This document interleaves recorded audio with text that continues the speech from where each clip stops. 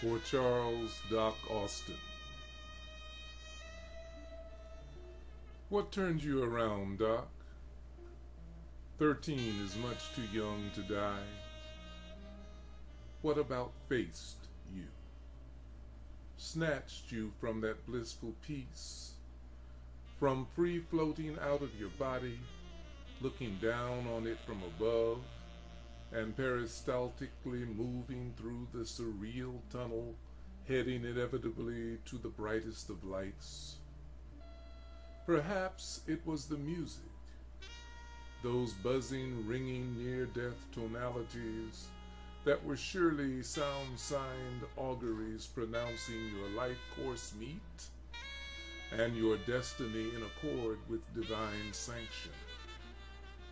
Your uncle's second sight informed him, but his physician's skill convinced him.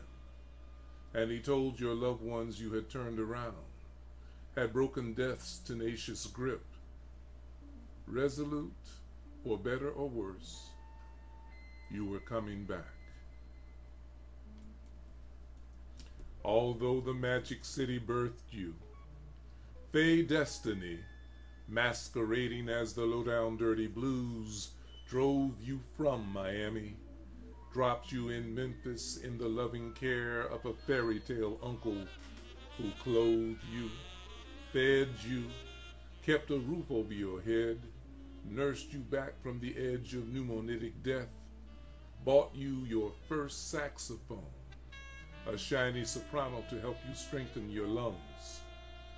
You poured into that conical tube of thin nickel-plated metal all the rage-rending anguish of a father's abandonment, all the profound sorrow of having to leave one's mother, all the existential terror of wrestling with death that a 13-year-old could hold contained, and you learned to really play that horn.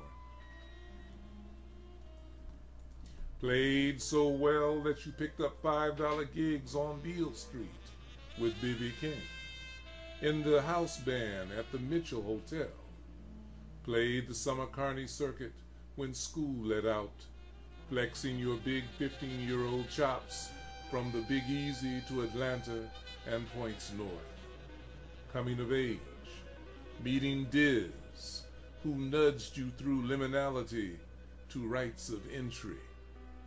And you won a talent show at the Handy Theater and a music scholarship to Philander Smith College, transferred to Tennessee State just to attend the school that topped the best jazz band polls, played at clubs in Nashville, for the great glee clubs at TSU and Fisk, learned theory from Quentin Banks, who taught you how to write and play music differently.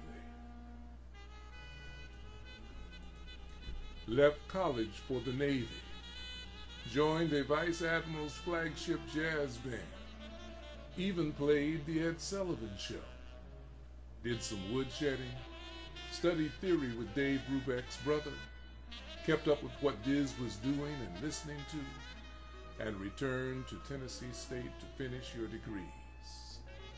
Came home to Miami-Dade, reunited with your mother, married, had children, taught school during the day, starred in the jazz band at the Hampton House at night, where MLK and Malcolm X stayed when in the Magic City, where everyone who was anyone in jazz came to play.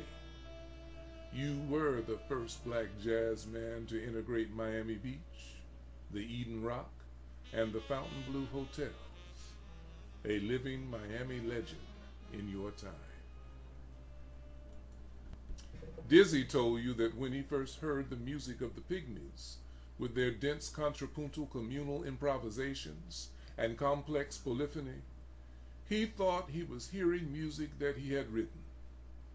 For you, it was the mystical and distinctive sound of the Japanese five-tone scales, the tonal images that constructed Stravinsky's fleeting vision of a pagan ritual wherein a young girl danced herself to death, those asymmetrical rhythms percussive dissonance, polyrhythms, polytonality, the layering of persistently repeating themes and melodic fragments that reeked of West Africa, that sent you creatively spinning, zoning, fuguing.